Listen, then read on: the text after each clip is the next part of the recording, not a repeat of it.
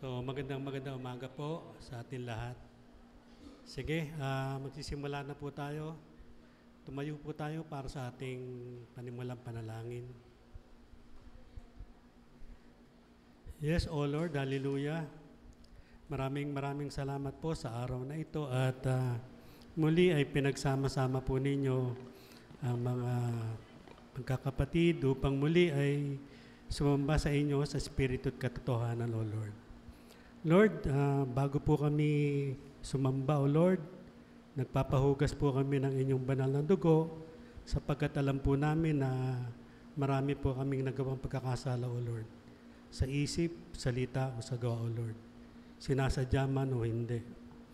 Alam po namin, O Lord, na hindi po kami magiging karapat-dapat kung kami po ay hindi malinis sa inyong harapan. Nagpapasalamat din po kami, O Lord, sa lahat po ng biyaya na patuloy po ninyong ibinibigay sa bawat isa, sa bawat isang pamilya, sa araw-araw. Alam po namin, O Lord, na kung wala po kayo, wala po kami magagawa. Sa pagsamba po namin ito, O Lord, pinapanalangin po namin ang aming mga kakanta, tutugtog. Gamitin po ninyo sila sa pagsamba, O Lord. Ganun din po, O Lord, sa kay Pastor Megs na magdi-deliver po ng inyong salita, O Lord. Use him mightily, O Lord. I-bless po siya ng banal na Espiritu Santo, O Lord. At nang ganun po ay makapagbigay po ng magandang salita, O Lord. Lord, panalangin po namin ang aming po mga puso ay inyo pong patabain. Nang sa ganun po, ang inyong salita ay magiging pataba para po sa aming mga buhay, O Lord. Panalangin din po namin, O Lord, na ang mga kapatid namin hindi pa nakakarating dito ay inyo pong bigyan ng kaligtasan upang sila ay makapagsamba. Ito po ang aming samo at dalangin sa matamis na pangalan ng inyong anak si Jesus. Lahat pa yung magsabi ng Amen and Amen.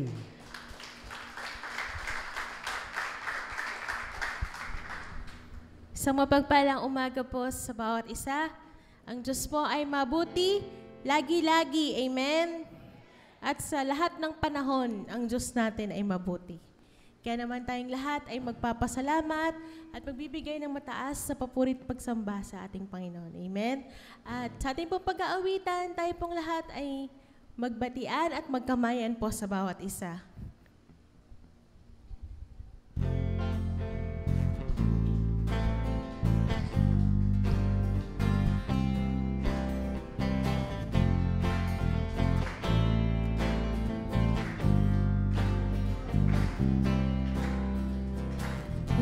Aking mamastan ang kalawakan, hindi ko maunawaan ang iyong dahilan kung bakit ako'y pinili mo tinalagaan. Di ko kayang isipin, hindi ko kayang sukatin ang pag-ibig mo, Jesus, na iyong binigay sa akin. Salamat, O Jesus, sa pag-ibig mo. Walang iba nagmahal sa akin ng tulad mo. Salamat, O Jesus, sa pag-ibig mo. Ako'y magsasaya sa piling mo.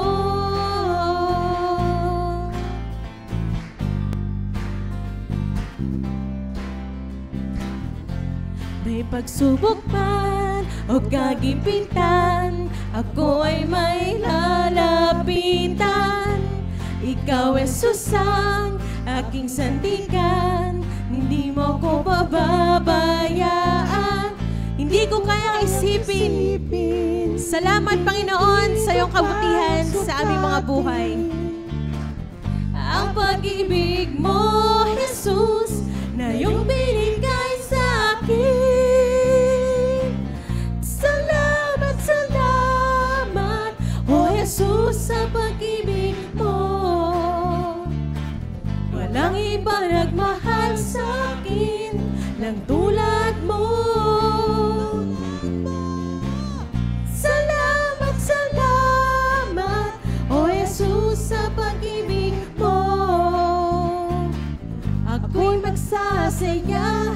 sa piling mo. Buhay ko na purihin ka, buhay ko na sa'yo'y sumamba. Wala nang ibang nanaisin pa, kundi pasalamatan ka. Buhay ko na purihin ka, buhay ko na sa'yo'y sumamba. Wala nang ibang nanaisin pa, kundi pasalamatan ka. Buhay ko na purihin ka, buhay ko na sa'yo'y sumamba. Wala nang ibang nanaisin pa, kundi pasalamatan ka.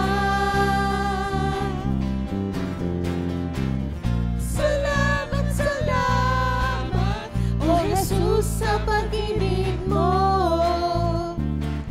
Walang iba nagmahal sa'kin ng tulad mo. Salamat, salamat, O Jesus, sa pag-ibig mo. Walang magsasaya sa piling mo. Maraming salamat, Panginoon, sa iyong buhay. Sasaya sa piling mo. Ako'y magsasaya sa piling mo.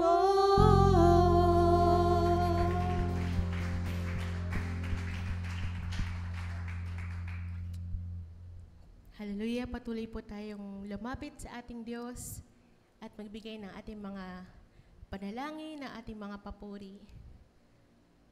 Salamat, Panginoon, sa iyong katapatan. Salamat, Panginoon, sa iyong kabutihan sa bawat isa. Pinupuri ka namin, O Diyos, dinadakila ka namin, Panginoon, sa aming buhay. Dahil sa iyong kabutihan, O Lord.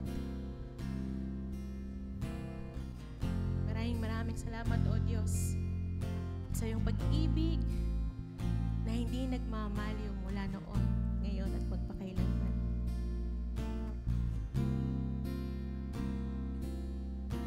Sa iyo magpupuri, sa iyo ay sasamba, O Diyos, dakila ka. Sa iyo ay aawit, sa iyo ay sasayaw, pagkat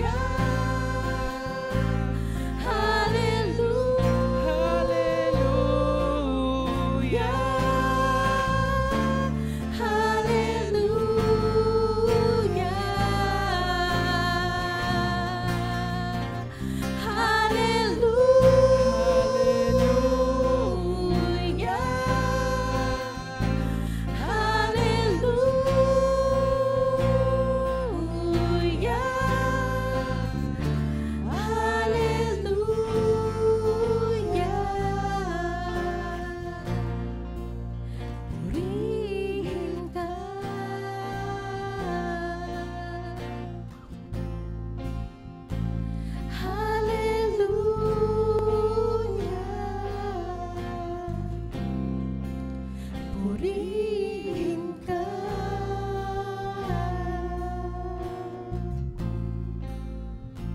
Hallelujah.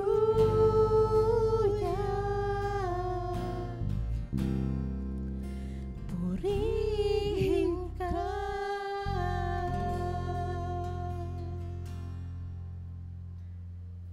Maraming salamat, O Lord. Patuloy po kami nagpupuri at nagpapasalamat.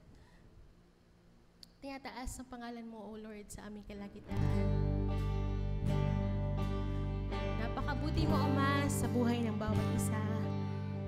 Sa mga pagpapalang aming natamasa, maraming salamat, O Lord, sa mga pagpapalang spiritual, Panginoon, sa kagalingan, sa kapayapaan, sa kagalakan, O Lord, ng aming mga puso na nagmumula sa iyo, Panginoong Jesus.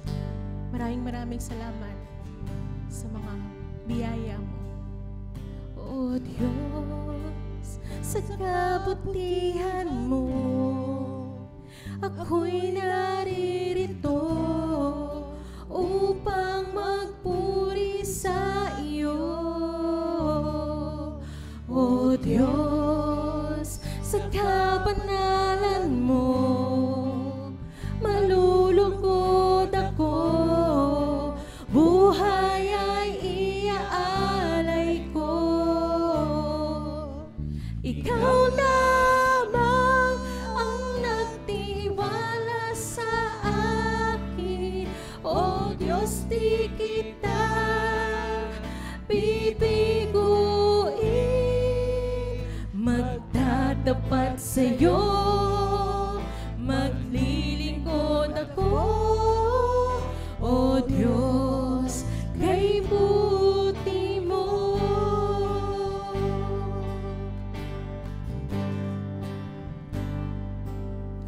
O Diyos, sa kabutihan mo, ako'y naririto upang magpuri sa iyo. O Diyos, sa kabanalan mo, malulugod ako, buhay ay iaalay ko. Ikaw lamang ang nagtiwala sa akin, O Diyos, di kita bibiguin. Magtatapat sa'yo, maglilingkod ako,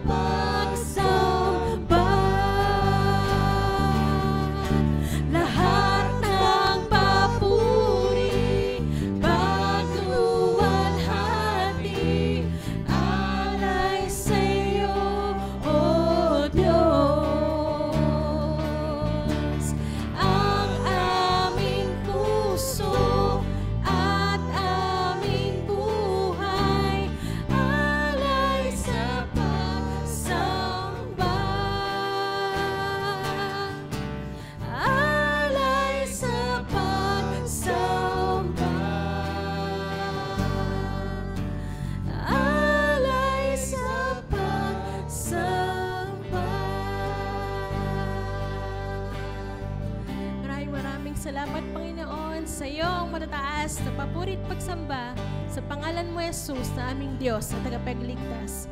Amen and amen.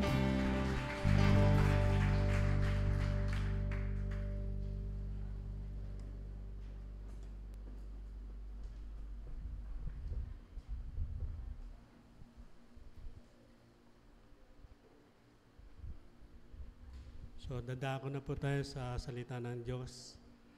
Panalangin po muna natin si Pastor Megs na siya magdi-deliver ng salita. Yes, O Lord, hallelujah. Pinupuri ka namin, O Lord. Lord, binibless po namin si Pastor Megs na siya po magdadala ng inyong salita sa oras na ito, O Lord. Gabayan po ninyo siya, bigyan po ninyo siya ng direksyon, talino, O Lord, para po mabuting maihayag sa amin ang inyong salita. Panalangin din namin, O Lord, na aming maipamuhay, O Lord, ang mga salitang may paparating po ninyo sa amin. Ito po ang aming samot dalangin sa mataas na pangalan ng iyong anak na si Jesus. Amen and amen.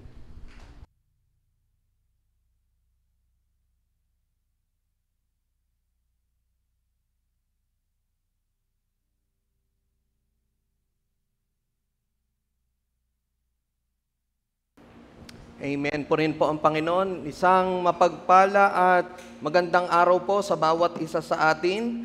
At tunay nga na napakabuti ng ating Panginoon at sa buong linggong nagdaan, patuloy ang kanyang patnubay at gabay sa bawat isa sa atin. Maraming mga panalangin na tinugon ng ating Panginoon at patuloy pa rin tayong mananalangin dahil andoon ang ating ugnayan sa Diyos, ang ating personal na pakikipag-usap sa Kanya. Hindi lamang tayo nananalangin dahil may mga pagpapala o biyaya tayo natatanggap, bagkus tayo ay kumbaga andon yung ating pagiging grateful sa mga kalooban ng Diyos at biyaya na pinagkakalob niya sa atin. At patuloy na sa araw-araw na dumarating sa ating buhay, patuloy tayong pinaalalahanan na mamuhay tayo ng matuwid kay Kristo. Sabi nga po sa aklat po ng Kawikaan, ang katuwiran ay nagpapakadakila sa isang bayan, ngunit ang kasalanan naman ay nagdudulot ng kahihiyan. Purihin ang Panginoon. At ngayong umaga, tayo ay papaalalahanan ng salita ng Diyos na patuloy tayo mamuhay ng matuwid kay Kristo. Sa pamagitan po ng kanyang lingkod, sa aklat po ng Ikalawang Pedro, dito tayo mapapaalalahanan o ang tagubilin sa lahat ng kanyang mga nilalang or mga anak niya. Sabi po dito sa aklat po ng Ikalawang Pedro 1:1 hanggang 15, mula kay Simon Pedro, isang lingkod at apostol ni Hesukristo, para sa inyong lahat na tulad namin tumanggap ng napakahalagang pananampalatayang mula sa ating makatarungang Diyos at tagapagligtas na si Jesus.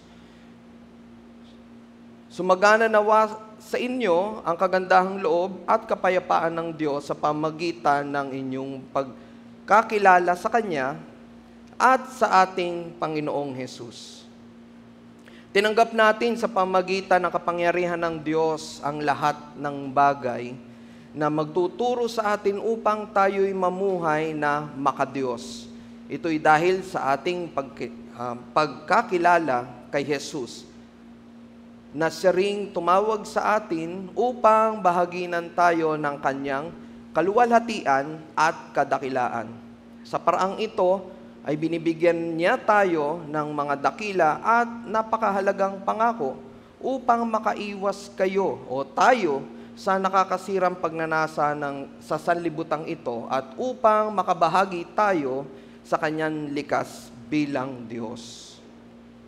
Ikalima, dahil dito sikapin ninyong idagdag sa inyong pananampalataya ang kabutihan. Sa inyong kabutihan ang kaalaman, sa inyong kaalaman ang pagpipigil sa sarili, sa inyong pagpipigil sa sarili ang katatagan. Sa inyong katatagan ang pagiging makadiyos. Sa inyong pagiging makadiyos ang pagmamalasakit sa kapatid. At sa inyong pagmamalasakit, ang pag-ibig. Ikawalo, kung ang mga katangiang ito ay taglay ninyo at pinagyayaman, ang inyong pagkakakilala sa Panginoong Hesukristo ay hindi mawawala ng kabuluhan at kapakinabangan. Ngunit kung wala sa inyo ang mga ito, kayo ay parang bulag at hindi nakakakita at nakalimot na nilinis na kayo sa inyong mga kasalanan.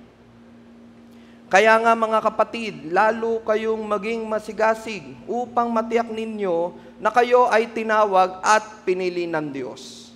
Kung gagawin ninyo ito, hindi kayo matitisod.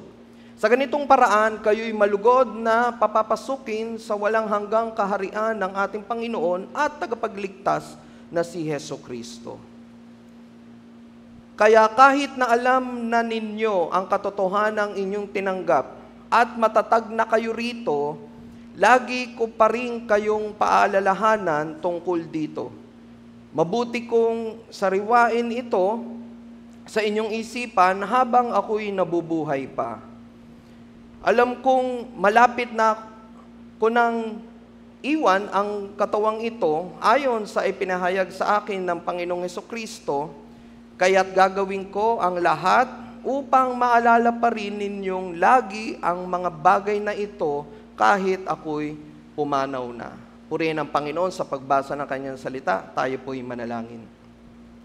Diyos sa mga pangyarihan sa lahat, kami po'y nagpupuri at nagpapasalamat, Panginoon, sa pagbasa ng iyong salita. Maraming salamat, Panginoon, sa pribileyo at kalayaan na patuloy po naming natatamasa na makapagbasa, makapakinig at makapag-aral ng iyong salita. Patuloy, Lord, na kami ay nagsusumamo at nagpapakumbaba na dumudulog sa inyo na ang bawat isa sa amin ay bigyan niyo po ng karunungan at katalinuhan upang ang mga salita mo na aming nabasa ay aming maunawaan ng naayon sa iyong kalooban at katuruan.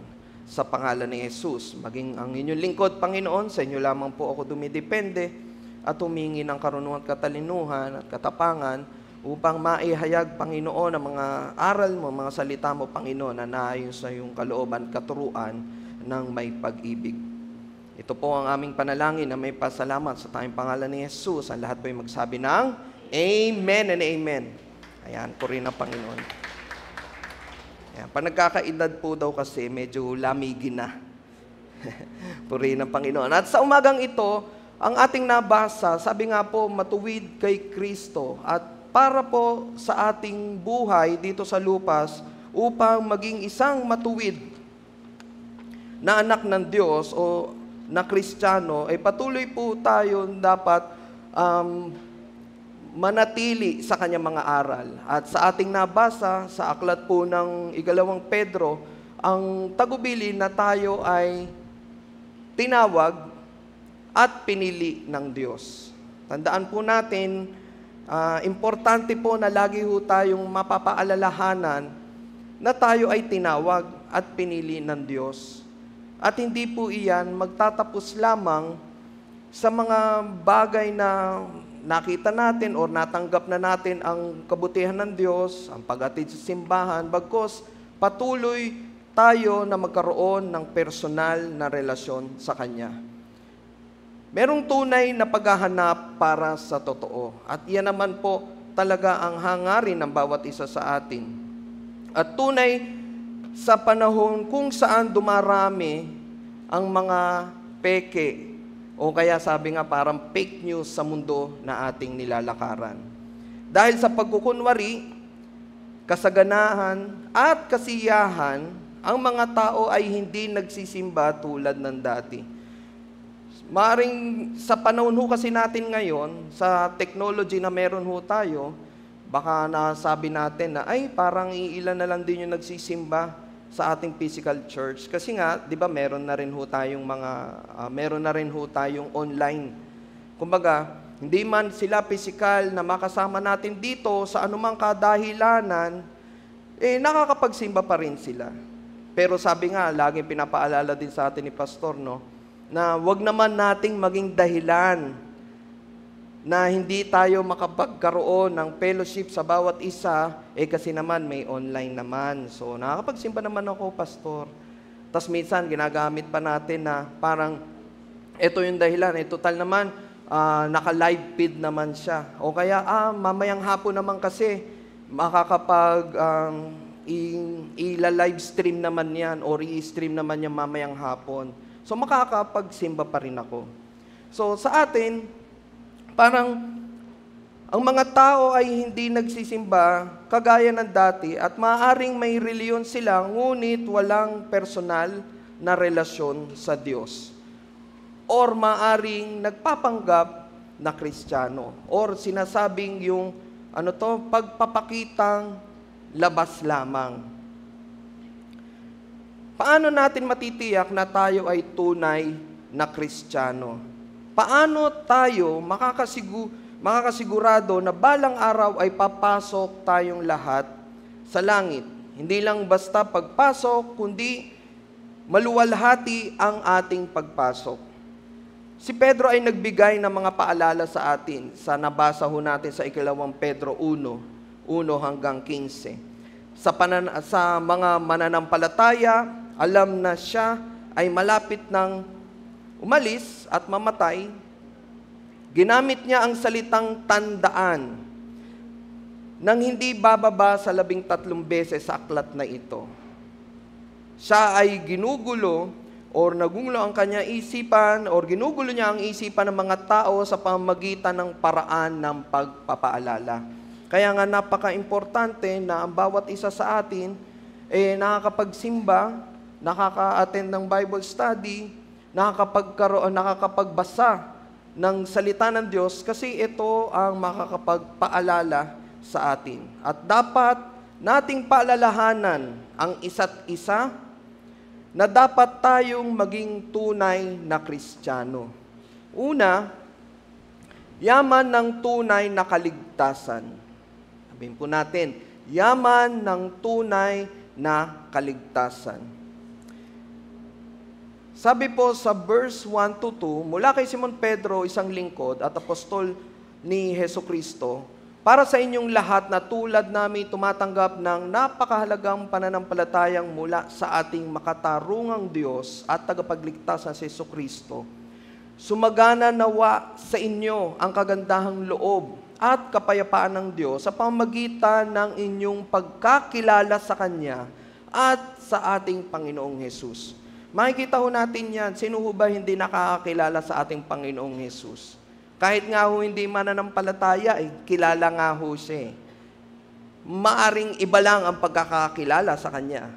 Sa iba, sa hindi ho natin kasama or hindi ho natin mananampalataya, ang pagkakakilala sa Kanya, siya ay propeta. Maaring sa iba, pangkaraniwan tao lamang. Pero sa atin, alam natin, at tayo ay nananampalataya na ang ating Panginoong Hesus ay ating sariling tagapagligtas at higit sa lahat, siya ay Panginoon.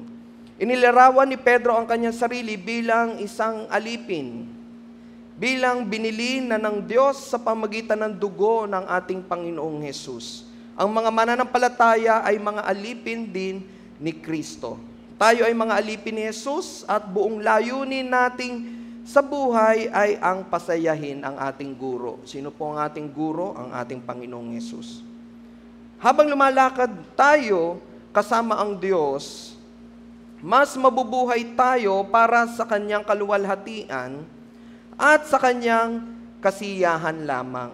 Ang pananampalatayang taglay ni Pedro ay parehong pananampalataya na meron tayong lahat ngayon kay Kristo bilang Diyos at ating tagapagligtas.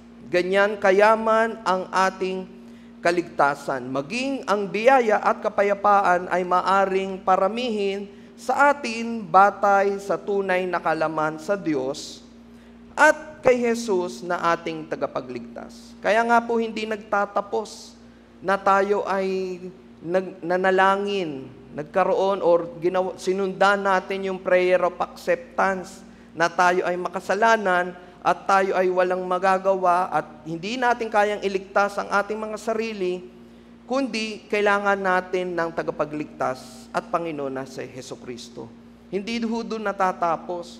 Kaya patuloy tayo na dapat mag-aral ng salita ng Diyos. Patuloy tayong makapakinig ng salita niya sa maraming kaparaanan. Isa na nga ho yan yung pagsimba, tuwing linggo, pakikinig sa Bible study, at higit sa lahat yung ating araw-araw na debosyon sa pagbabasa at pag-aaral ng salita niya.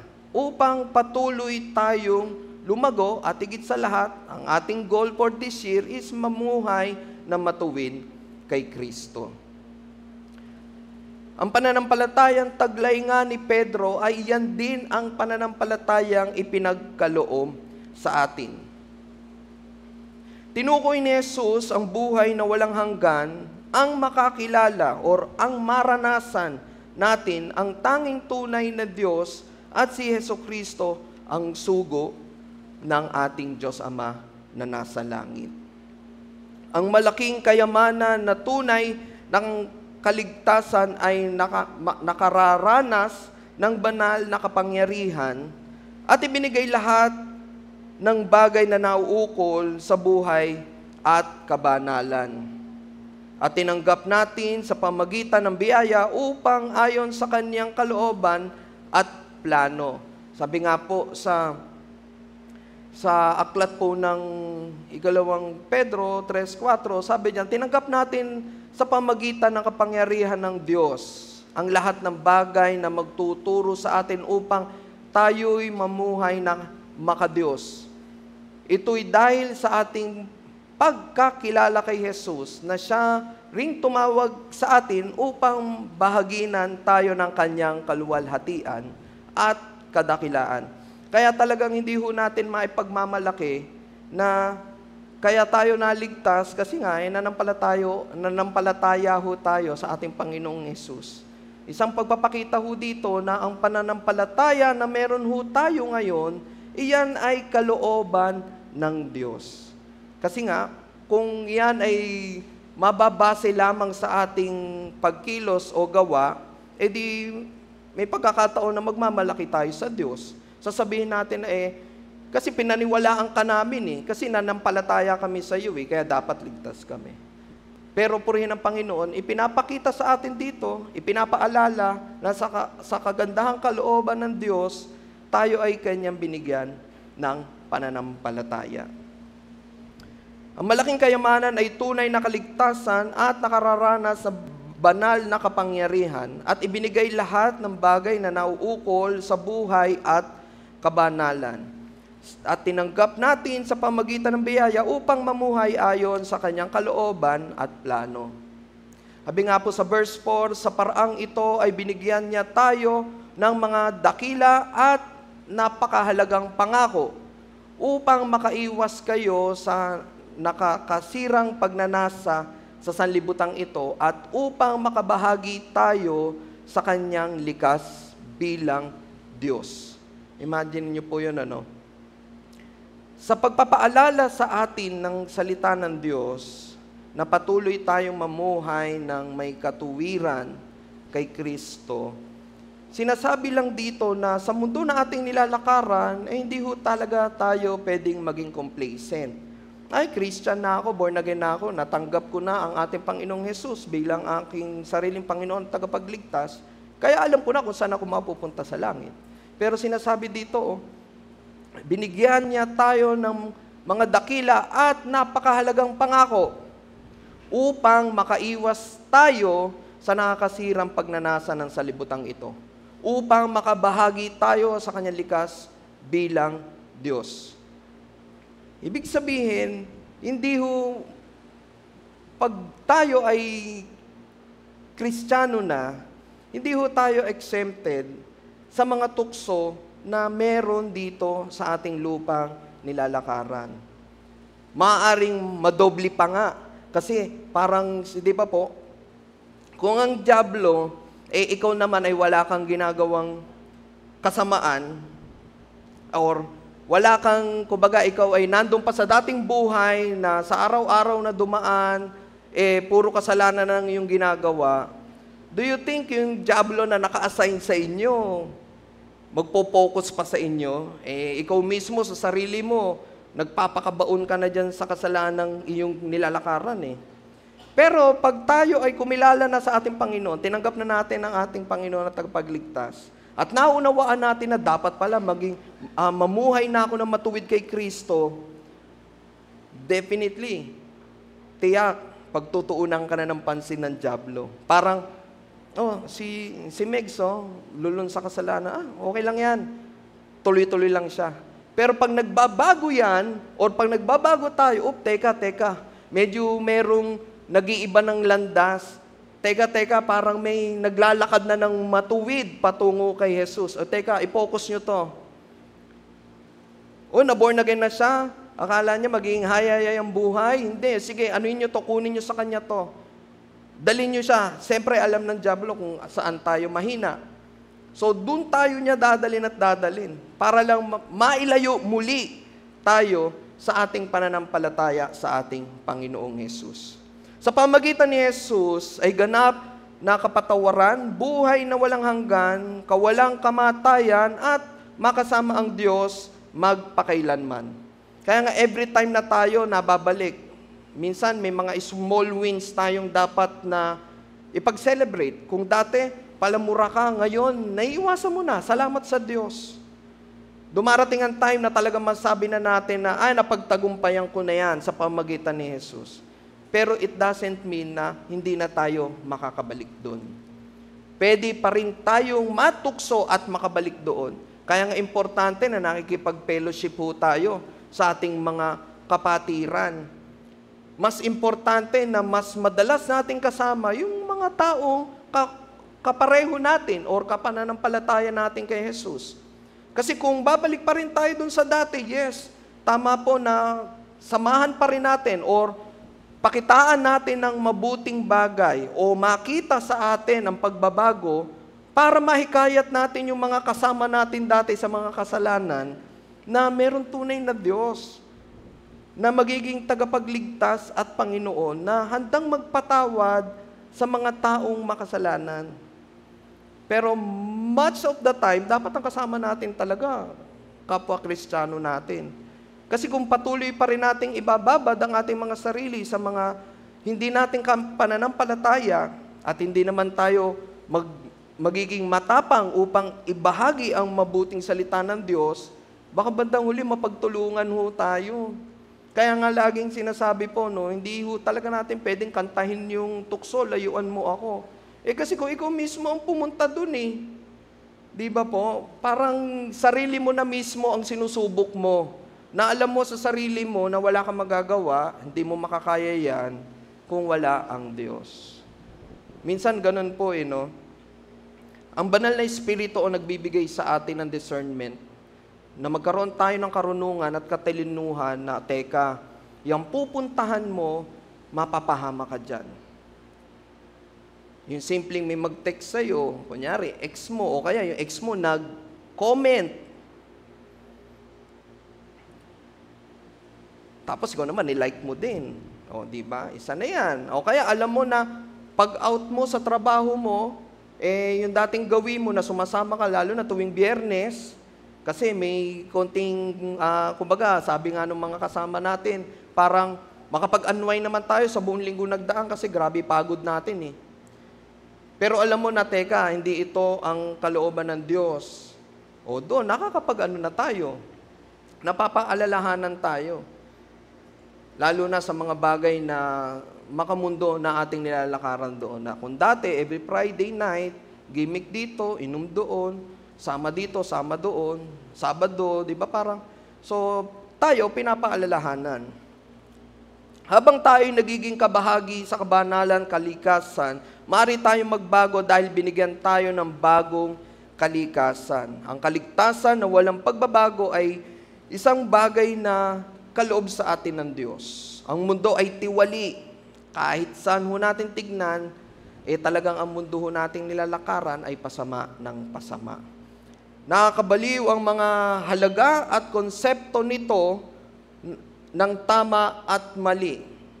Kailangan natin ang Panginoong Jesus. Tayo ay isang bagong nilalang at mga lumang bagay ay lumipas na. Kaya nga sabi ho dyan sa 2 Korinto 5:17, kaya't kung nakapag-isa na kayo kay Kristo, ang isang tao, isa na siyang bagong nilalang.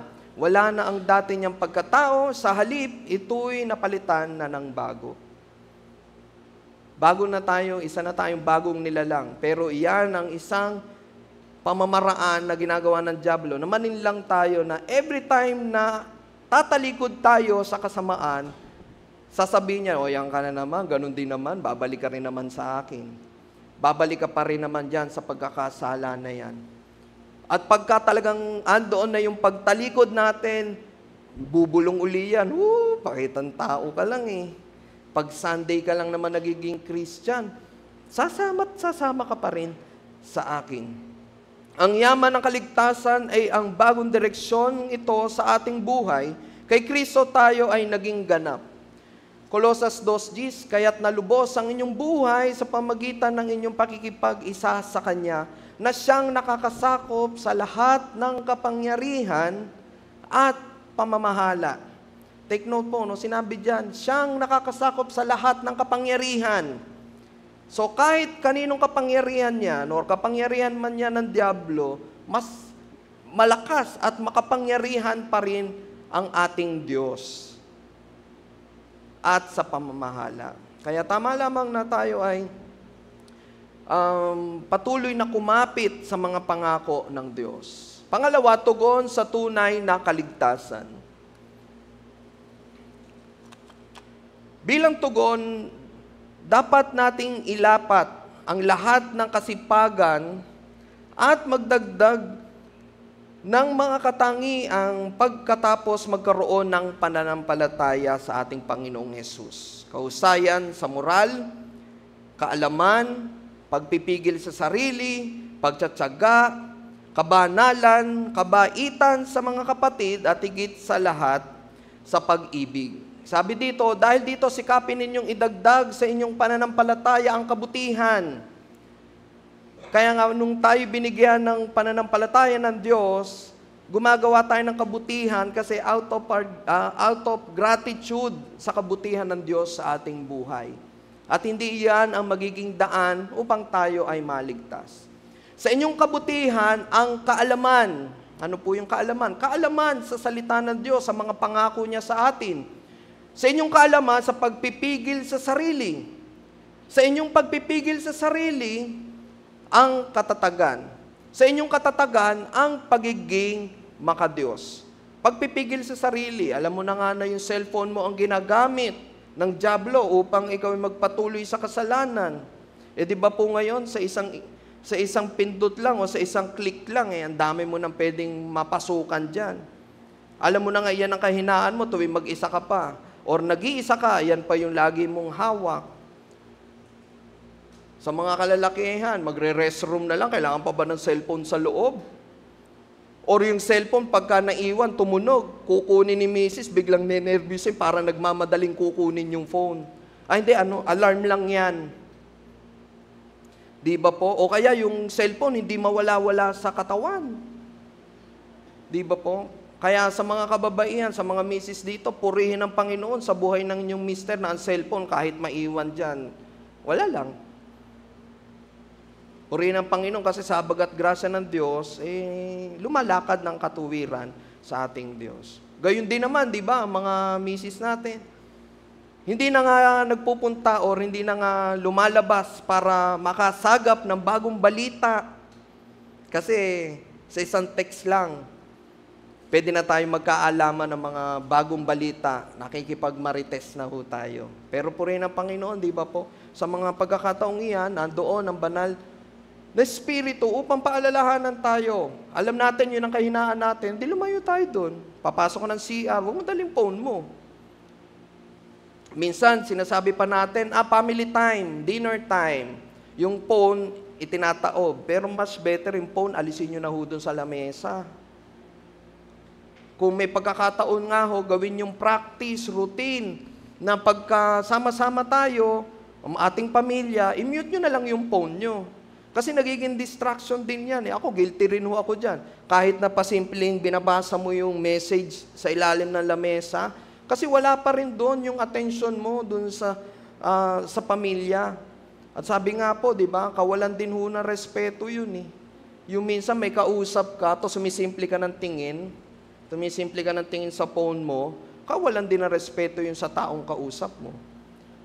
Parang kaya ba natin gawin yun? Oo, kaya natin. Kaya lang, disrespectful yun sa ating kapwa. Dahil lamang sa mayroon tayong pananampalataya, hindi tayo dapat huminto sa paggawa upang ibigay ang ating 100% sa ating Panginoon. Kaya nga sa trabaho po, di ba, pinagbubuti natin regardless kung nakaharap ang boss natin. Kaya nga po pagka nalalayo tayo sa pamilya natin, may mga pagkakataon na bumabiyahe tayo dahil tawag ng trabaho, alam natin na sarili natin na gagawin natin to, nandito ko kasi niloob ng Diyos, nadalin ako dito, kaya ang aking mga gagawin ay makadiyos. Pag may tukso, lagi lang natin isipin, bakit ba ako nandito? Kasi may layunin ako at dinala ako ng Diyos dito. Para mapaalalahanan tayo at patuloy lang tayong maglakad or tumungo ng diretso sa Diyos. Sinabihan kaming ilipat or sinabihan tayong ilipat ang lahat ng pagsisikap upang ibigay ang ating pinakamahusay na pagsisikap. Sa ating pananampalataya, dapat nating tiyakin na tayo ay may moral excellence. Sa panahon natin ngayon, hindi ho dahil legal ang ginagawa mo ay tama na. One good example, sa Amerika po, nagkakasal ho ng lalaki sa lalaki, babae sa babae. Tama po, no, Attorney Marlene, yun yung sinasabi na legal, tama sa batas ng tao. Pero sa ating mga anak ng Diyos, hindi ho siya moral. At hindi rin ho siya legal. Ano pa ho isang maganda example? Nagmamaneho ka sa expressway. Ang speed limit, 60 km per hour to 100. Tumatakbo naman ako ng 60 km per hour. Kaya lang, nandun ka sa may pinakamabilis na lane, na ikaw na yung nagiging cause ng pagbagal ng daloy ng traffic. Bakit? Kasi nandun ka sa fast lane eh. Pero katwiran mo, hindi, sumusunod naman ako sa speed limit. Legal yon. Pero tanong, moral ba? Ang dami mo nang napeperwisyo sa likod. Nagkakaroon na ng road hugging. Bakit? Na-experience ko rin din ho yan eh. Biglang nag-traffic. Pa San Fernando. Sabi ko, baka may aksidente. Bagal. Tapos yung apat na lane na yun, nung nawala yung isa doon sa fast lane, lahat nakalusot na. Makita-kita ko, nung nalampasan ko yung tatlo magkakatabing ganyan. Ang takbo lang nila sa mo, siguro mga 60 or 70. Nung lumagpaso ako sa kanila, ang takbo ko lang ho noon, 80. Kasi nga, mas doon lang tayo sa safer side. Pangalawa, tinuruan na rin ho tayo ng Diyos dyan eh. Nagbayad ho ako ng multa kasi nga, nag-overspeeding ako noon eh. So, I learned my lesson. So, doon natin nakita na, they are within the speed limit, that is legal, but not moral. Ganon din sa atin. Sa buhay Kristiyano natin. Hindi dahil sa tingin ng iba, tama ang ating ginagawa, pero ang tanong, bilang Kristiyano, tama ba to sa mata ng Diyos? Maaring sa mata ng batas, tama, pero sa mata ng Diyos, hindi.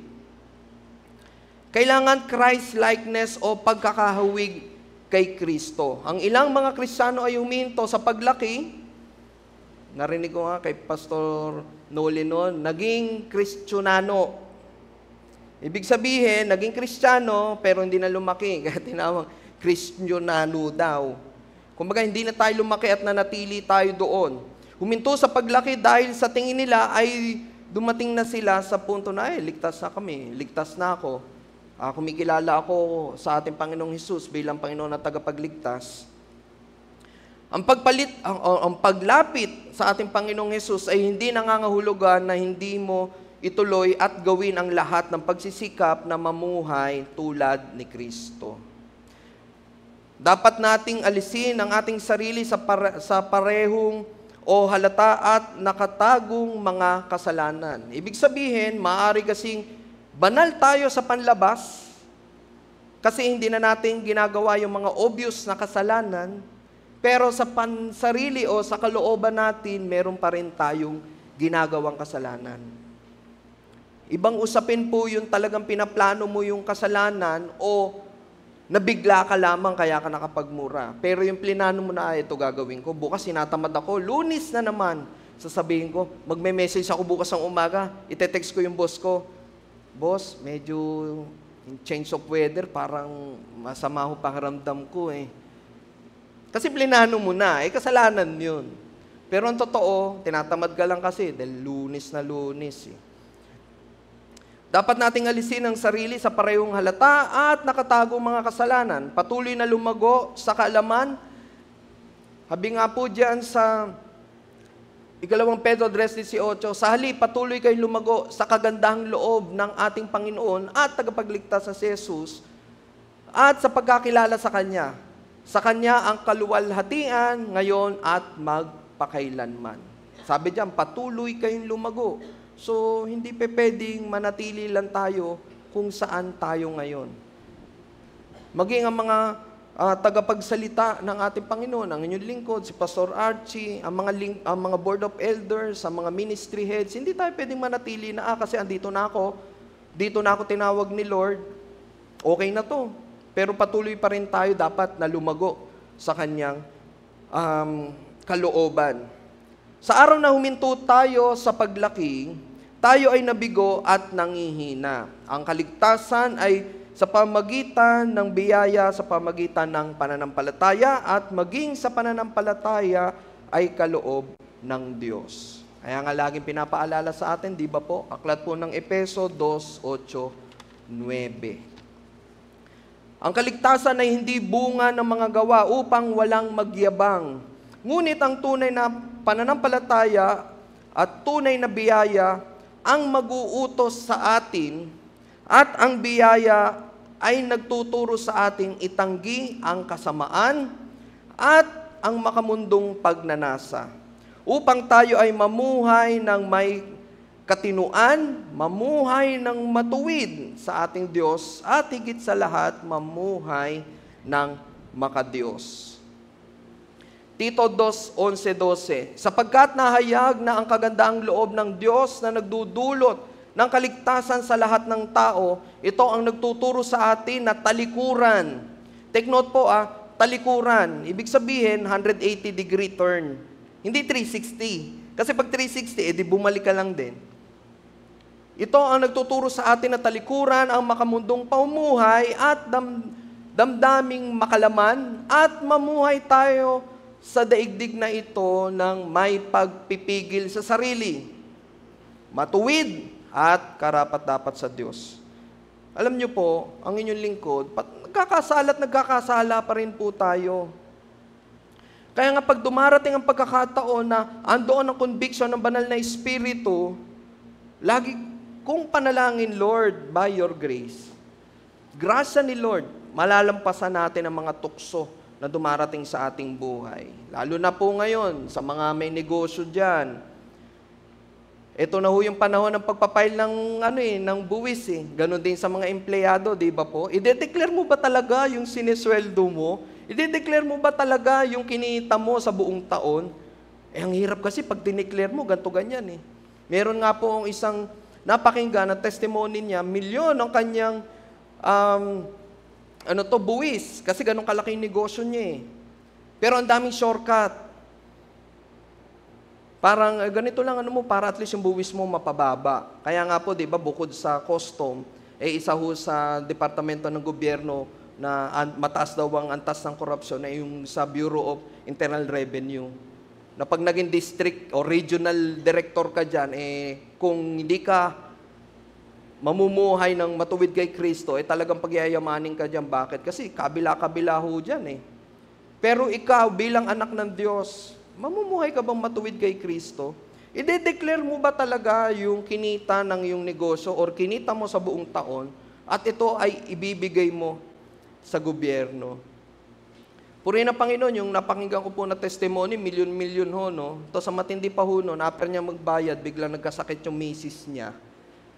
At kailangan niya ng malaking pera para mapagamot yung kanyang misis. Alam niyo po, purihin ng Panginoon sa buhay niya, nilakaran pa rin ho nila yung kalooban ng Diyos. Kasi alam niya, Lord will provide.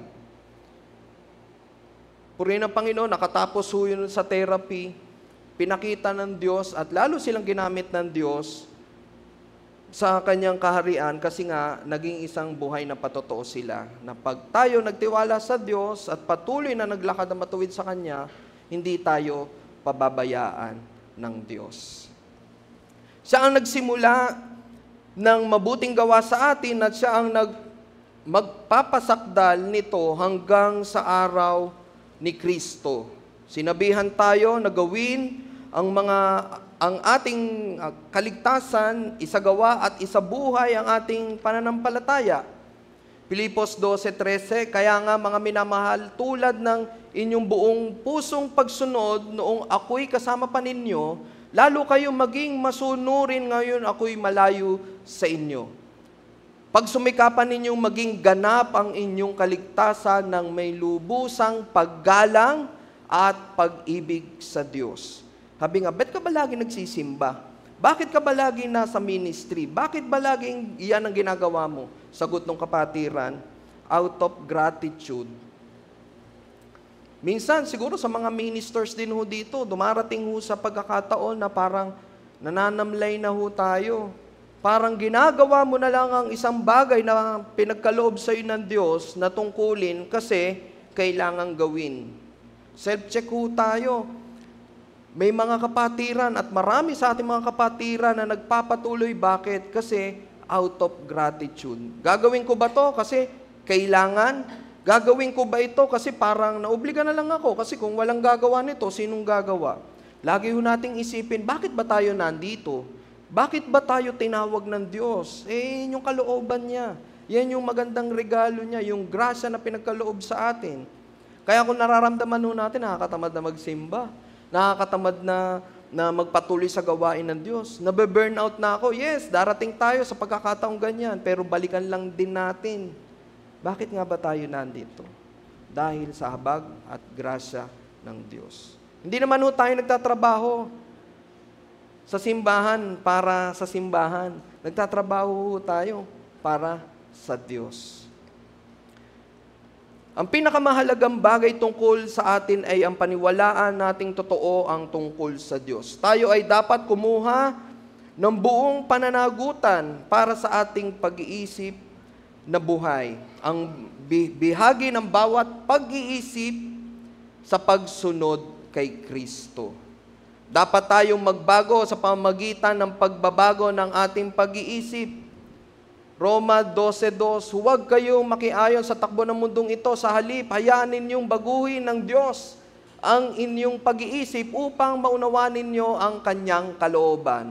Sa gayon, magagawa ninyo kung ano ang mabuti, kalugod-lugod at ganap na kalooban ng Diyos. May nakita po ako sa Facebook, purihin ng Panginoon, naging Kristiyano po ito. Isang kilala ho ito na nasa TV. Ganda ng kanyang patotoo, sikat na siya, yung desire ng heart niya na makapunta sa media, nandoon na, dumating ang time, bigla siyang inatake sa puso. Triathlete nga ho yun, tingnan nyo, physically fit, pero inatake sa puso, na-bypass siya. Ganda ng testimony niya. Kaya lang, parang nakakalungkot lang kasi dumating ang pagkakataon, sumang-ayon siya sa mundo na ating nilalakaran. Siguro dumating yung pagkakataon na parang nanghina siya or hindi ko alam kung ano man. Pero, ang ginawa niya ho kasi nagpatatuho siya di ba po tayo dito, ilang beses ho tayong pinaalalahanan ng salita ng Diyos sa pangitan ni Pastor Archie na ang pagtatatuho talaga, hindi ho maganda yan. Ang katwiran niya, para daw maluwalhati ang Diyos. Ang pinatato niya kasi Bible verse. Pero kung isipin mo natin, paano ba maluluwalhati ang Diyos sa pagpapatato? Pwede ko ba ipatato dito, John 3:16, at sabihin ko sa inyo, conviction ko naman to, kaya ako nagpatato kasi para maluwalhati ang Diyos, para makapag-evangelize sa inyo. Di ba po yung katawan ho natin, kalooban ng Diyos? Ito ay templo ng Diyos. Kung isasalin ho natin yan sa physical na aspeto ng buhay, yung simbahan ho natin, gusto ho ba natin to, lagyan natin ng mga graffiti? Kasi feel ko pag ginawa ko to, maluluwalhati ang Diyos. Parang sa mundo natin nilalakaran, balikan lang ho natin yung kaninang nabanggit ko, meron bang moral excellence doon? Alam natin simula't simula na hindi kalooban ng Diyos na dumihan or hindi natin pangalagaan ang ating katawan sa mga bisyo. Pero gagawin pa rin ba natin? Kasi nga sa tingin natin or maaring baka nalinlang ng dyablo na sige gawin mo yan kasi iyan yung isang way para makapasok ka dun sa mga hindi pa nakakilala, kailangan may tattoo ka din. Pero sabi nga sa ating personal na relasyon sa Diyos, at the end of the day, tayo naman ang magsusulit, tayo dito sa simbahan, masabi lang natin ang katotohanan at mapaalalahanan tayo na patuloy tayong matuwid na mamuhay kay Kristo. Dapat din tayong lumagos sa pagtitiis sa sarili upang disiplinahin ang ating katawan at gawin itong ating alipin. Ikalawang Korinto 9:27, subalit pinahirapan ko ang aking katawan at sinusupil ito upang sa gayoy hindi ako maalis sa paligsahang pagkatapos kong mangaral sa iba. Naging tema ho natin ito way back sa nakaraang dekada, no? Na yung running for Jesus. Ibig sabihin, lahat ho tayo dito may personal na takbuhin or karera sa ating buhay. Patuloy lamang tayong tumakbo at sumunod sa panuntunan at disiplinahin natin ang ating sarili upang pag dumating ang takdang panahon na tayo ay tatawagin na, matapos natin ang karera ng buhay ng nasa kalooban at katuwiran ng ating Diyos. Dapat din tayong lumago sa pagtitiis upang disiplinahin ang ating sarili. Ang pagka-Diyos ay nangangahulugan ng isang buhay na nakasentro sa Diyos. Kaya nga dahil napapaligiran tayo ng napakaraming saksi, tanggalin natin ang anumang balakid at kasalanang kumakapit sa atin. Buong tiyaga tayong tumakbo at takbuhin na nasa ating harapan. Ituon natin ang ating paningin sa ating Panginoong Hesus. Sa Kanya nakasalalay ang ating pananampalataya mula simula hanggang katapusan dahil sa kagalakang naghihintay sa Kanya. Hindi niya inilintana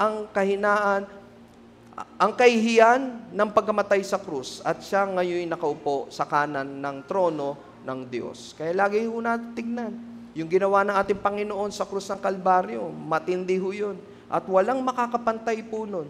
Kaya kung tayo man ay narito, dumadating tayo sa isang matinding pagsubok, lagi lang ho natin isipin itong Bible verse na to. May kanya-kanya ho tayong suliranin, pagsubok, kaya hindi natin pwedeng sabihin na, ako nga, napaglampasan ko yan or kayang-kaya mo yan. Lagi ho natin isipin, kaya ho natin napagtagumpayan yan, kasi ginawa na yan, or napagtagumpayan na yan ng ating Panginoong Hesus sa krus ng Kalbaryo. Ang pagka-Diyos ay nangangahulugang isang kagustuhan at paggalang sa lahat.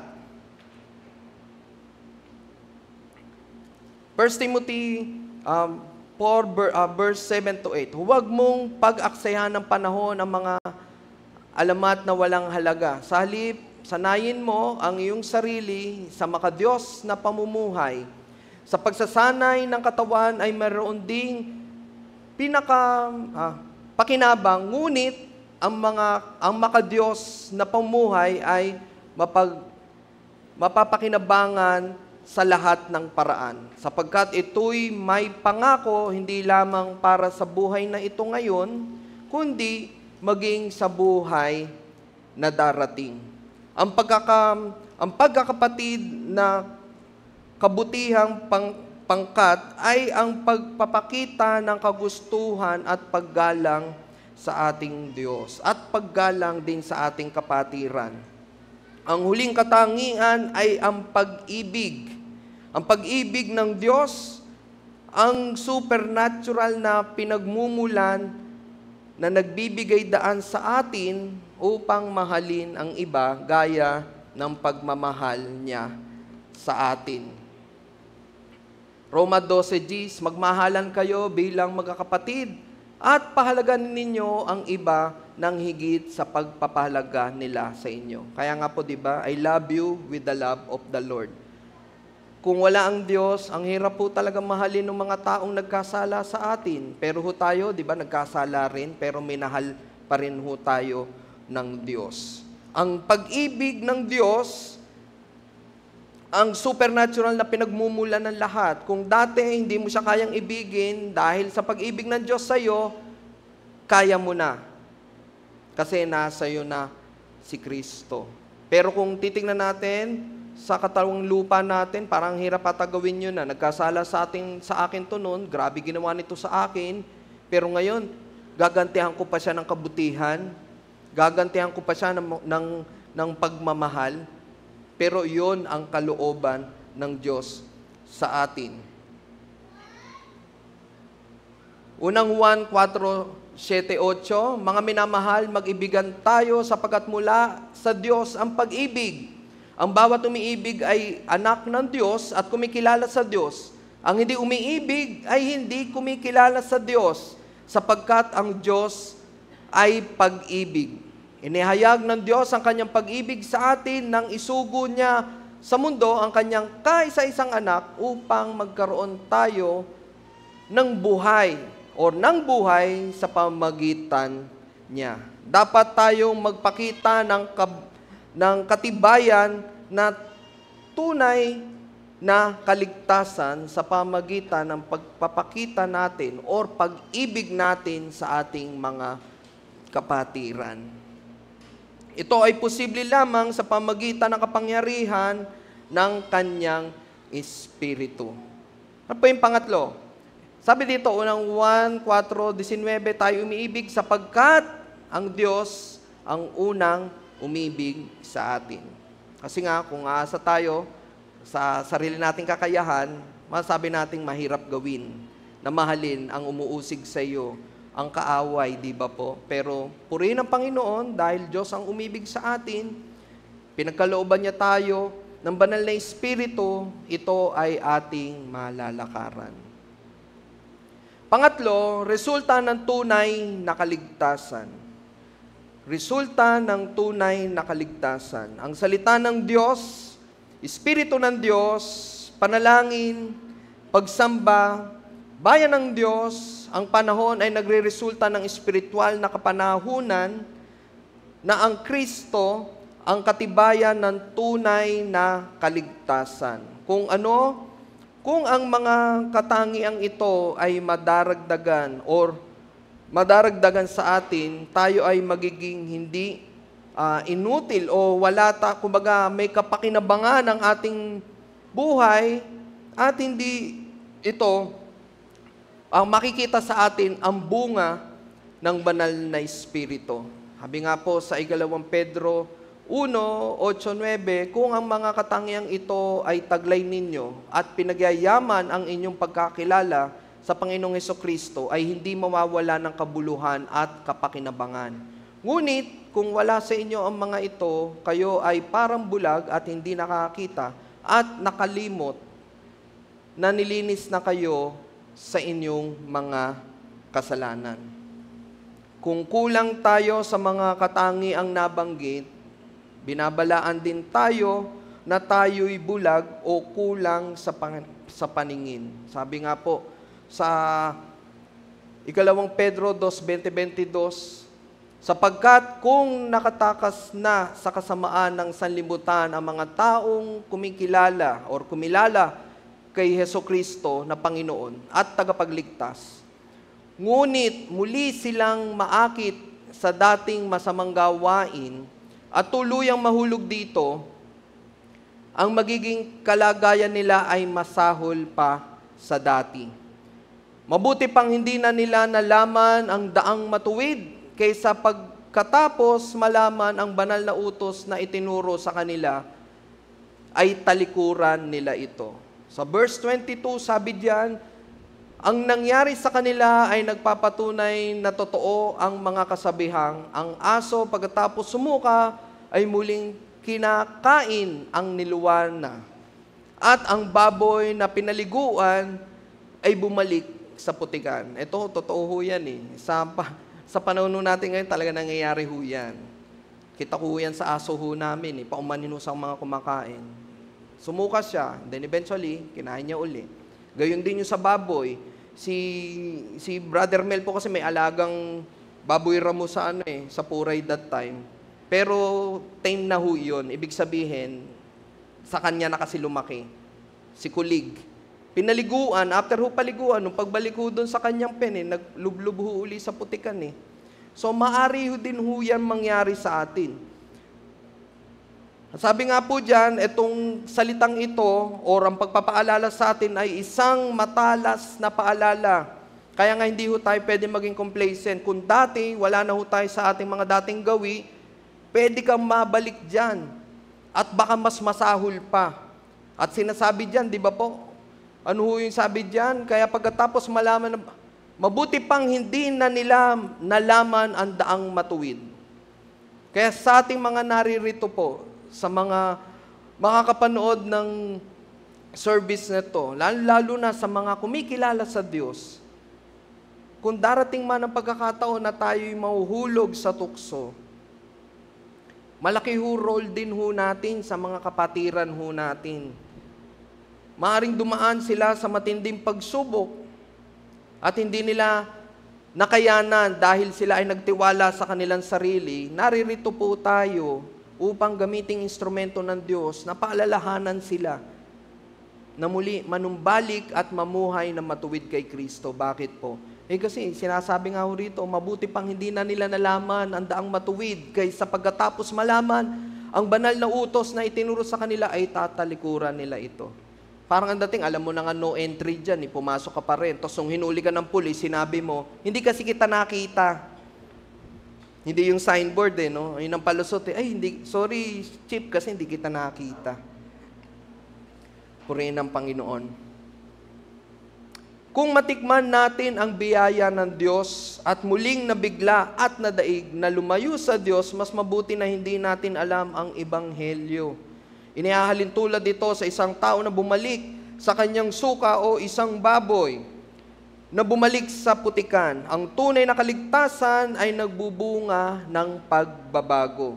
Dapat nating isabuhay ang mga katotohanan ito ng buong sikap upang hindi tayo matisod. Bago tayo magtapos, sabi po sa 2 Pedro 1:11, kaya nga mga kapatid, lalo kayong maging masigasig upang matiyak ninyo na kayo ay tinawag at pinili ng Diyos. Kung gagawin ninyo ito, hindi kayo matitisod. Sa ganitong paraan, kayo'y malugod na papapasukin sa walang hanggang kaharian ng ating Panginoon at tagapagligtas na si Jesus. Recap po tayo. Mensahe po ngayong umaga, tagubilin sa mga tinawag at pinili ng Diyos. Una, dapat natin maunawaan ang yaman ng tunay na kaligtasan sa verse 1-2. Pangalawa, tugon sa tunay na kaligtasan na nakita ho natin sa verse 5-6. At ang pangatlo, resulta ng tunay na kaligtasan. Purihin ang Panginoon. Sa ating pangwakas, sabi nga po dito sa aklat po ng Mateo 25:21, naway patuloy tayong lumago upang tayo ay tanggapin ng ating hari at tagapagligtas na ating Panginoong Hesus sa kaluwalhatian na magsasabi, magaling, tapat at mabuting lingkod, halika, samahan mo ako sa aking kagalakan. Purihin po ang Panginoon. Tayo po ay tumayo. Diyos na makapangyarihan sa lahat, kami po'y nagpupuri at nagpapasalamat, Panginoon, sa pagpapaalala niyo po sa bawat isa sa amin sa pamagitan po ng inyong salita sa aklat po ng Pedro, na mamuhay po kami, Panginoon, ng may katuwiran, Panginoon, sa inyo. Patuloy po naming malakaran ang mga salita mo, maging karapat-dapat kami, Panginoon, sa aming sa pananampalataya na pinagkaloob niyo po sa amin. At magamit ang bawat isa na mapaalalahanan ng mga kapatiran, lalo-lalo na po, Panginoon, ang mga kapatiran na dumadaan sa mga pagsubok at tukso. Patuloy, Lord, na gamitin niyo po kaming instrumento na maging daluyan ng spiritual na pagpapala sa aming mga mahal sa buhay, sa aming mga kapatiran sa Peace of Harvest Christian Ministry. At higit sa lahat, sa mundo na aming nilalakaran, maaring ito man ay sa eskwelahan, sa aming trabaho, Panginoon, sa negosyo ng mga kapatiran, na kami ang maging ilaw at asin, Panginoon, at makita sa aming buhay, sa aming mga kilos at gawa at pananalita, ang isang tunay na Kristiyano. Sa pangalan ni Jesus, sa habag at grasya mo, Panginoon, patuloy na bibigyan niyo po kami ng katatagan ng kalooban, bibigyan niyo po kami ng discernment, Panginoon, na makita ang mali. Makita namin, Panginoon, at patuloy kaming lumakad sa tama, sa katwiran mo, Panginoon, upang malakaran namin ang tema ng aming simbahan na matuwid kay Kristo. Ito po ang aming panalangin na may pasalamat sa tayong pangalan ni Jesus. Amen and amen. Palakpakan po natin ang ating Panginoon.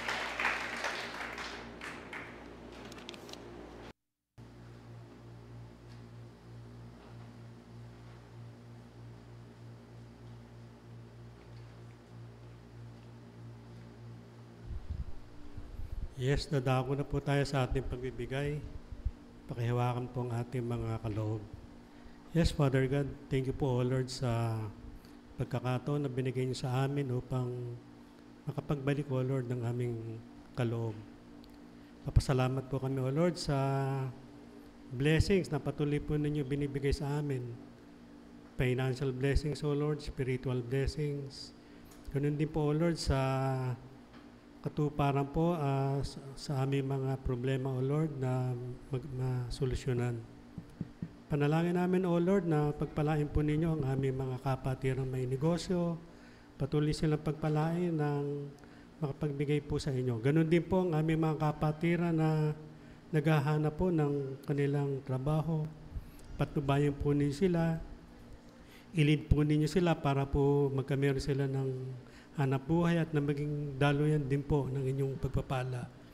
Panalangin namin, O Lord, na ang mga kaloob na ito ay patuloy pong magamit sa iyong bahay-sambahan sa patuloy na pagpapalaganap ng inyong salita. Ito po ang aming samot dalangin sa pangalan ni Jesus. Amen and amen.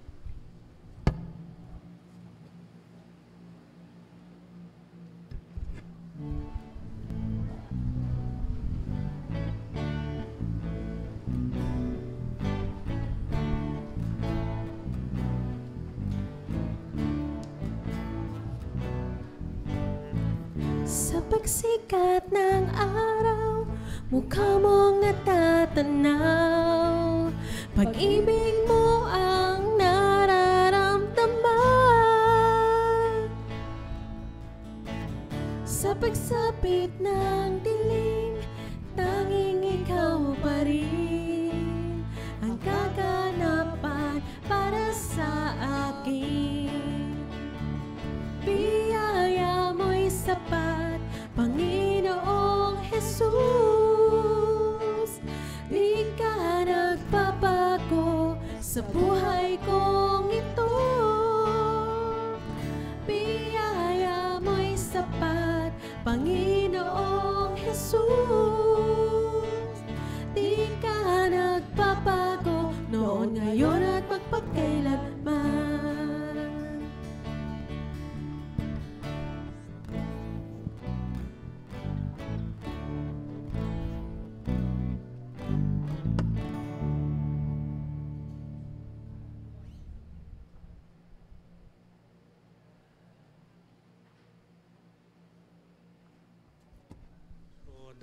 Dadako po tayo sa mga may karawan. Sa February 25, Sister Maika Bautista.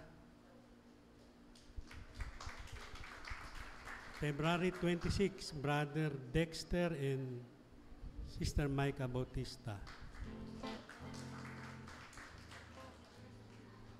Anniversary pala. Nandito po ba sila?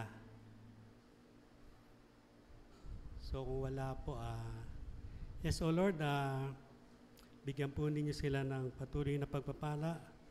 Ang aming mga kapatid na nagdadaos po ng kanilang wedding anniversary, O Lord. Use them mightily, O Lord, sa inyong bahay-sambahan.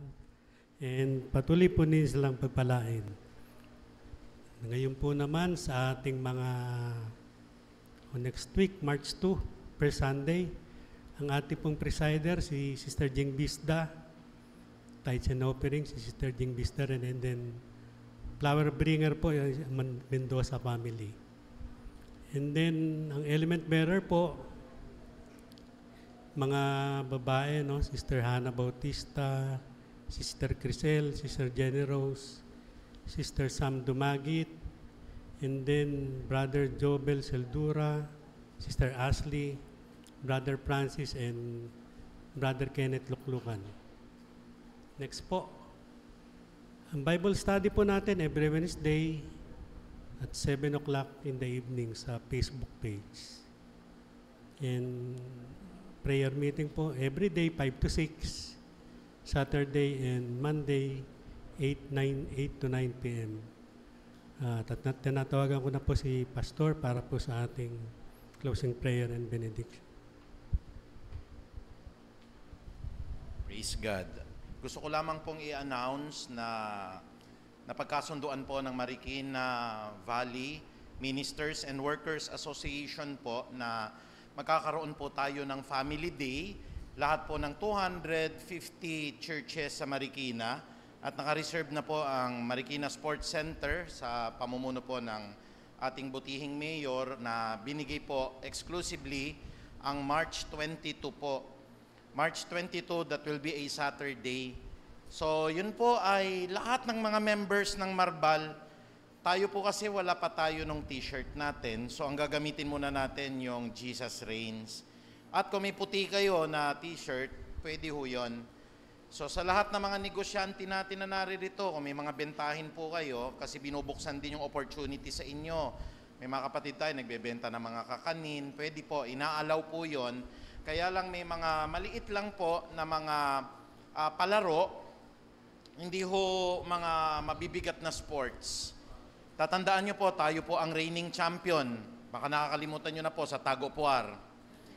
Panalo ang church na ito in 2011. Kaya sana po yung mga dating sumali, sino ba yung mga dati? Sister Odi, ako, Sister Irma, lahat ho, sana malakas pa rin tayo. Hindi ako nagbibiro, tayo po yung reigning champion dyan sa Tago Puar out of 200 churches. Ako po yung unang-unang bumatak doon, naalala nyo po yon. Yung mga pastor po na mga kasama, tumapon po sila lahat. No? Kasi sinuportahan ako ng mga elders natin, sana nandun pa rin kayo. Ayan po, Sister, kasama din natin si Sister Lisa Palomar dati. Malalakas kami lahat nakatak namin. Tapos, yung atin pong, meron pong sack race. Sana po mag-participate tayo kasi may mga prizes po. At may mga booth po na mga kakainan doon. Kung gusto nyo pong mag-open ng booth, halimbawa gusto nyo pong mag-open ng kakainan doon, kasi malapit na yan, March 22 po yan, po pwede po ninyong sabihan kami ng maaga para po mabigyan kayo ng espasyo roon. Kasi alang-alang din sa mga negosyante natin, alam ko sila kapatid na Nel, nagbebenta ng mga kakanin, this is a good opportunity po na ma-utilize natin po yon. That will be March 22. At sa pamagitan din po ng Pangulo ng Marbal, meron po silang beach resort chair. Baka matuloy na ho ngayon yung atin po. Ay alam po, Bataan po yon. Meron naman tayong sasakyan po at nag-o-offer na po, no? At bigyan tayo ng discount po. Yung kanilang, ang church nila ay may beach resort. Kaya maganda po yung nakikipag-ugnayan tayo. Mga somewhere po around mga April or May, tignan nyo natin kung kailan po. So yun po yung mga pag-uusapan po natin. So pakimark nyo po sa calendar ninyo ang March 22, Saturday po yan, para sa Marbal Family Day po na sisimulan po ng alas 8 ng umaga at magtatapos po ng alas 5 sa Marikina Sports Center. Can we all say amen? Praise God. Sige po, tayo po lahat ay tumayo. Purihin po natin ang Panginoong Diyos. Nagpapasalamat kami, Panginoong Ama, at patuloy po sa lahat ng mga tagubilin at mga pagpapaalala ng mga salita po na ito na siyang nagbigay sa aming puso upang magpatuloy po sa pagyaman, sa pagtugon, at lalo tigit po sa mga resulta po ng lahat ng mga katangian po ng tunay na kaligtasan po ng isang mananampalataya. Lahat ng ito po'y pinangahawakan namin, Panginoong Diyos. Napakagandang paalaala para ang puso po ng isang mananampalataya ay hindi mapariwara, hindi magkamali, at magpatuloy po hanggang sa panahon ng iyo pong pagtawag. At nabibless po kami, Panginoong Diyos, sapagkat ang church na ito ay iniingatan niyo po. Kung paano po nakikipag-ugnayan kami, Panginoon, sa mga iba-ibang mananampalataya. We do not claim na ang church na ito ay eksklusibo, na kami lang ang maliligtas, na kailangan ang church membership para ang bawat isa po ay maligtas. Tapos na po kami sa mga ganyang uri po ng mga maling aral. Ang kaligtasan mo ay para sa lahat at ang kaligtasan po ay nakabase sa personal na ugnayan ng isang mananampalataya at hindi po dahil sa kanyang pag-anib o pagiging miyembro ng kahit na anong organisasyon. At sa umagang ito, nagpapasalamat kami because you open our eyes, you open our hearts, at patuloy na nakita namin ang landas ng katotohanan, kaya patuloy niyong pinagyayaman sa aral ang Peace of Harvest Christian Ministry. At sa pamagitan po ng kapangyarihan ng Ama naming nasa langit, at gayon din naman po ng pag-ibig ni Kristo Jesus, ng pakikipisan po at ng karunungan ng Santo at Banal na Espiritu, idinadalangin ko ang prayer ni Jabez sa bawat isa. Pagpalain nyo nawa ang lahat ng aming nasasakupan, palawakin mo ang lahat ng aming mga lupain, samahan mo po kami at ingatan kami sa lahat ng kapahamakan at patuloy, Panginoong Diyos, bigyan nyo po kami ng buhay na walang hanggan. Gayon din naman po ang panalangin po ni Moses sa lahat ng mga Israelita, iniiwan ko rin po sa lahat ng inyo pong mga hinirang Panginoon. Pagpalain nawa at ingatan kami lahat ni Yahweh, kahabagan nawa at subaybayan kami ni Yahweh, lingapin nawa at bigyan kami ng kapayapaan ni Yahweh ngayon at magpakailan paman. At lalo tigit po ang panalangin po ni Haring David, Panginoong Ama, sa lahat ng kanyang nasasakupan sa Israel, that surely goodness and love will follow us all the days of our lives, and we will dwell in the house of the Lord forever. Ama, maraming salamat po. Ang pinakamataas sa papuri at pagdakila po ay pinagkakaloob namin sa inyo. Sa banal po na pangalan ni Jesus, lahat po tayo magsabi ng Amen and Amen. Praise God.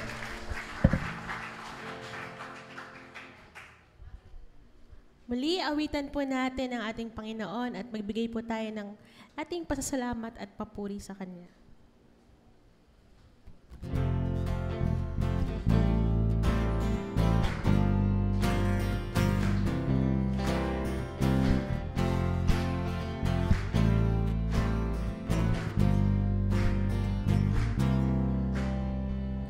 Kung aking mamasdan ang kalawakan, hindi ko maunawaan ang iyong dahilan kung bakit ako'y pinili mo tinalagaan. Di ko kayang isipin, hindi ko kayang sukatin ang pag-ibig mo, Jesus, na iyong binigay sa akin. Salamat, O Jesus, sa pag-ibig mo. Walang ibang nagmahal sa akin ng tulad mo. Salamat, O Jesus, sa pag-ibig mo.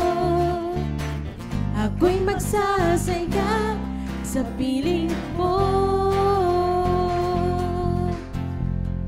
Buhay ko na purihin ka, buhay ko na sa'yo'y sumamba. Wala nang ibang nanaisin pa, kundi pasalamatan ka. Buhay ko na purihin ka, buhay ko na sa'yo'y sumamba. Wala nang ibang nanaisin pa, kundi pasalamatan ka. Buhay ko na purihin ka, buhay ko na sa'yo'y sumamba. Wala nang ibang nanaisin pa, kundi pasalamatan ka.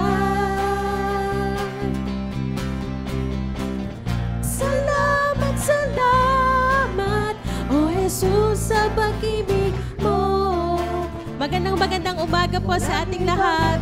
God bless us all. See you next Sunday. Salamat, O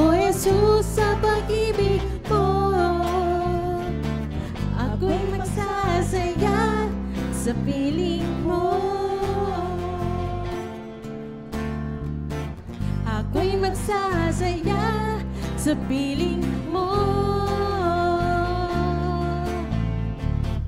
Ako'y magsasaya